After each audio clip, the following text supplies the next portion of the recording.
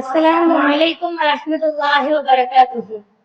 اللهم صل على سيدنا محمد وعلى آل سيدنا محمد وبارك وسلم عليه. الحمد لله الحمد لله الحمد لله رب العالمين والعاقبة للمتقين. الصلاة والسلام على سيد المرسلين وخاتم النبيين وإمام المتقين. باب ما جاء في ترجل رسول الله صلى الله عليه وسلم. அல்லாஹ்வின் தூதர் ஸல்லல்லாஹு அலைஹி வஸல்லம் அவர்கள் தலை வாரியது குறித்த தகவல்கள். இந்த பாபில் 32வது ஹதீஸ்.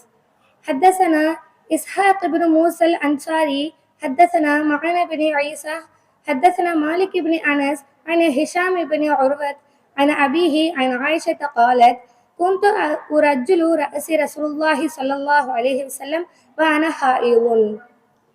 ஆயிஷா ரலியல்லாஹு அன்ஹா அவர்கள் கூறியதாவது, நான் மாதவிடாய் நிலையில் அல்லாஹ்வின் தூதர் ஸல்லல்லாஹு அலைஹி வஸல்லம் அவர்களின் தலைமுடியை சீவி அழகுபடுத்துபவளாக இருந்தேன்.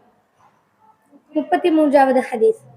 حدثنا يوسف بن عيسى قال حدثنا وقيع قال حدثنا ربيع بن صبيح عن يزيد بن أبانا وهو الرقاشي عن أنس بن مالك قال كان رسول الله صلى الله عليه وسلم يكسر دهن رأسه وتسريح لحيته ويكسر القناع حتى كأن ثوبه ثوب زيات.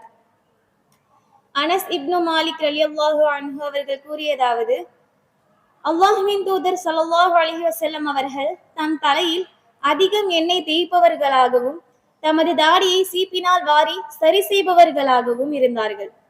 மேலும் அவர்கள் தலையில் அதிகமாக ஒரு துணியை அணிந்து கொள்பவர்களாக இருந்தார்கள். அப்பொழுது அந்த துணி எண்ணெய் வியாபாரியின் அல்லது எண்ணெய் பிடிபவரின் ஆடை போன்று எண்ணெய் படிந்ததாக இருக்கும். 34வது ஹதீஸ். حدثنا هناد بن سري قال حدثنا أبو الأحوش عن الأشعث بن أبي الشعثاء عن أبيه عن مسروق عن عائشة قالت إن كان رسول الله صلى الله عليه وسلم لا أحب التيمم في طهوره إذا تطهر وفي ترجله إذا ترجل وفي انتعاله إذا انتعل. ஆயிஷா ரலியல்லாஹு அன்ஹா அவர்கள் கூறியதாவது, அல்லாஹ்வின் தூதர் ஸல்லல்லாஹு அலைஹி வஸல்லம் அவர்கள் தூய்மை செய்யும் போதும் தலைவாரி கொள்ளும் போதும் காலணி அணிந்து கொள்ளும் போதும் வலது பக்கத்திலிருந்து தொடங்குவதையே விரும்பி வந்தார்கள். 35வது ஹதீஸ்.